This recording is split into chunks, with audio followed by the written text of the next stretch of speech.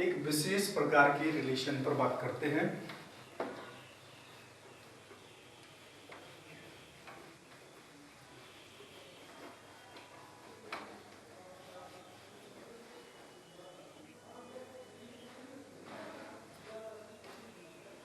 Suppose that हमारे पास दो set हैं, इसमें हमारे पास अवयव है और इसमें हमारे पास है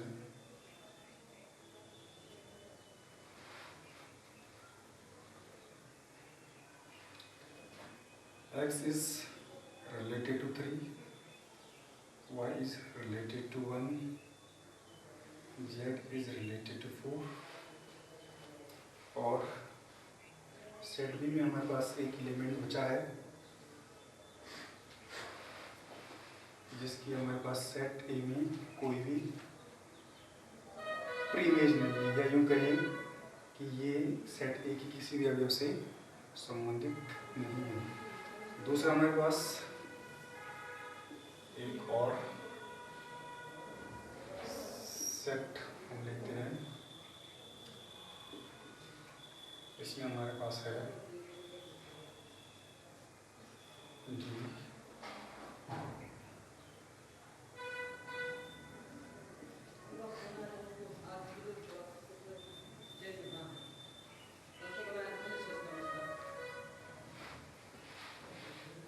और तीसरा एक हम लेते हैं, सपोज दो सेट हैं पी क्यू, इसमें हमारे पास रिलेशन है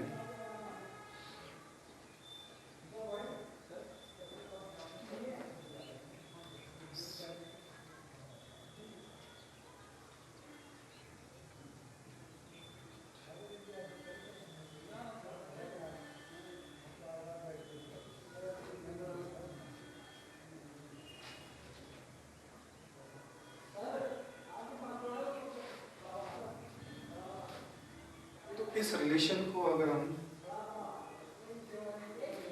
सेट मैट्रिक्स फॉर्म में लिखेंगे तो हमारे पास होगा x3 y1 z4 और इस रिलेशन को हम लिखें तो ये आ रहा है a6 b4 c5 और इस रिलेशन को अगर हम लिखें तो ये है P2 P3 Q4 R5 S6। तीनों में क्या डिफरेंस है?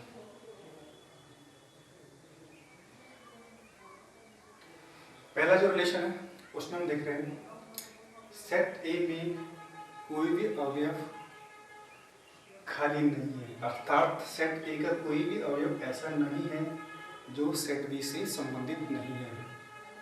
ये अलग बात है, सेट बी में आपका अवयव खाली है। दूसरे रिलेशन में आप देख रहे हैं सेट सी का एक अवयव ऐसा है जिसकी कोई इमेज नहीं, अर्थात सेट सी का एक अवयव डी ऐसा है जो सेट डी से संबंधित नहीं है या रिलेटेड नहीं है।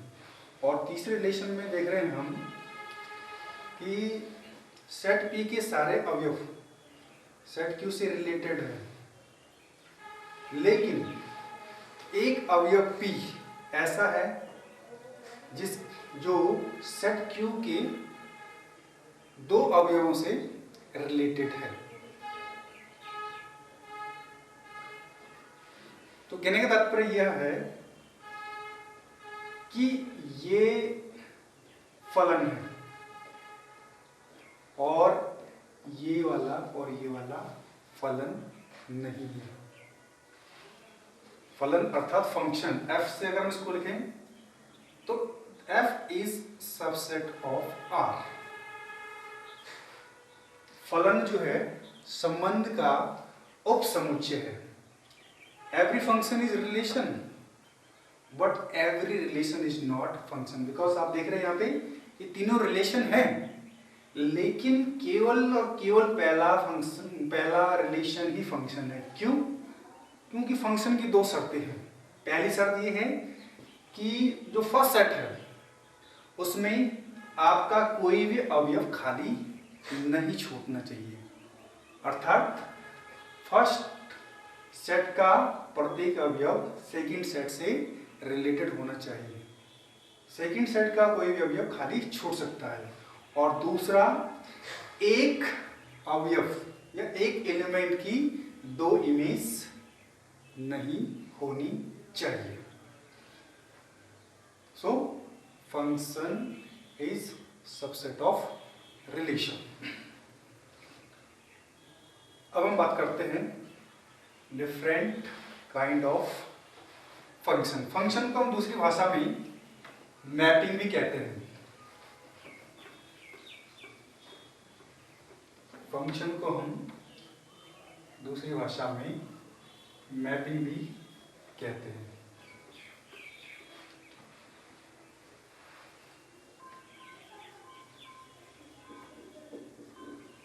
आइडेंटिटी फंक्शन, जिसको हिंदी में कहते हैं तत्समक फलन।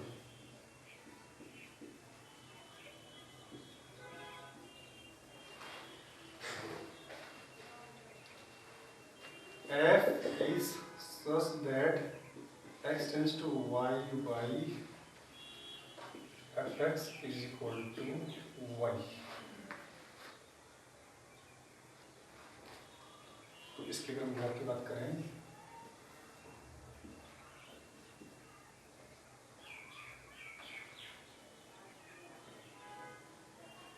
इससे हम जो है इसे लिखा जाता है x is equal to y. अर्थात अगर हम इसका ग्राफ खींचने की बात करते हैं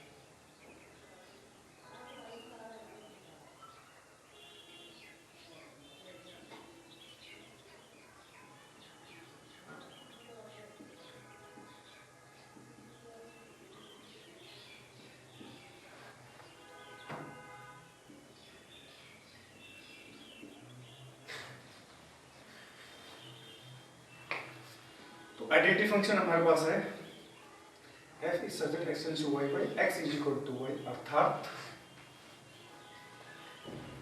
x is equal to 1, y is equal to 1, x is equal to 2, y is equal to 2, x is equal to -1, y is equal to -1, x is equal to 3, -3, y is equal to -3। तो इसका जो graph आपका जाएगा 1 1 यहाँ पे आएगा, 2 2 यहाँ पर आएगा, 3 3 यहाँ पर आएगा, 4 4। तो इस तरीके से आपकी और ऋणात्मक संख्या ये। तो ये आपका ग्राफ है आइडेंटिटी फंक्शन का। आइडेंटिटी फंक्शन मीन्स तत्समक फलन। इसको आप x is equal to y रेखा भी कह सकते हैं। दूसरा फलन आपके पास है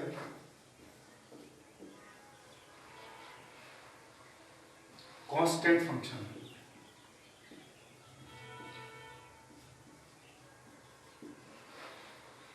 f is such that x tends to y by fx is equal to y is equal to k। k यहाँ पर है अचर।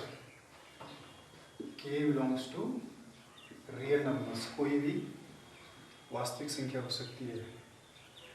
तो इसका जो ग्राफ होगा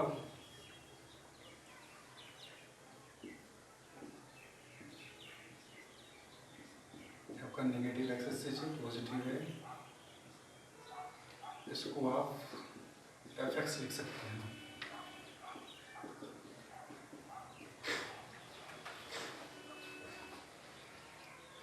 तो सपोज दैट थोड़ी देर के लिए हम k इज इक्वल टू 3 ले लें।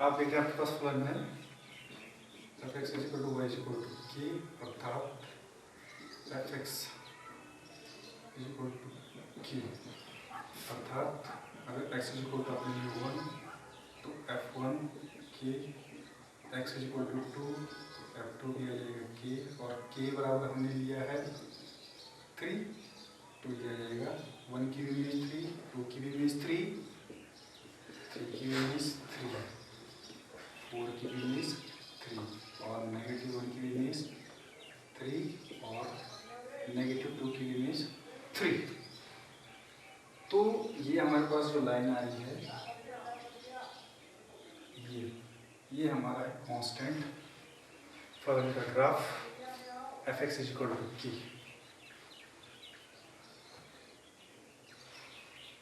इसको आप y इज इक्वल टू 3 भी लिख सकते हैं।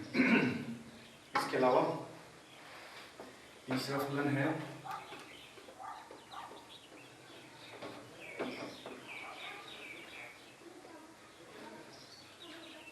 Modulus function.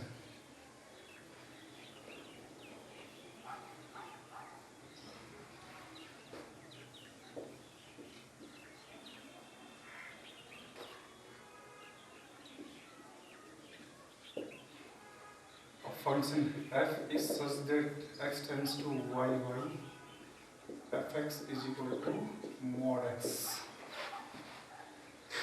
इसको परिभाषित किया जाता है, आप इसको अगर खोलें तो इसकी दो वैल्यू आपके पास आती हैं, e के पॉजिटिव x और e के नेगेटिव x। पॉजिटिव x कब? If x is greater than or is equal to 0, और नेगेटिव कब? if x is less than 0। ये है मॉडुलस फंक्शन। तो इस फंक्शन का जब हम ग्राफ ड्रॉ करें तो आप देखेंगे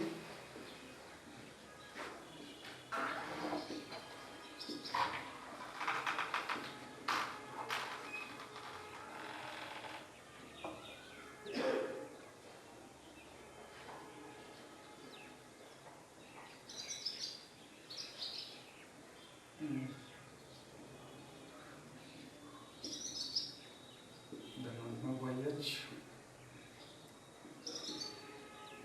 ऋणात्मक YH।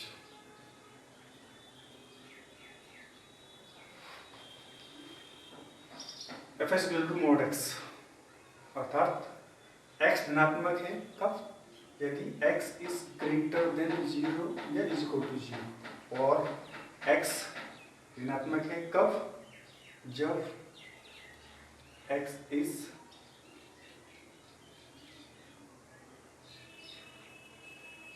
Less than 0। तो आप देखेंगे 1 के लिए इमेज क्या आएगी?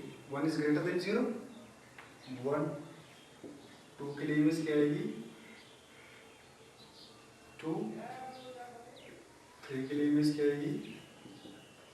3, और -1 के लिए इमेज क्या आएगी? 1 ही आएगी, क्योंकि -1 के लिए फलन क्या है? -x है। तो आपका जो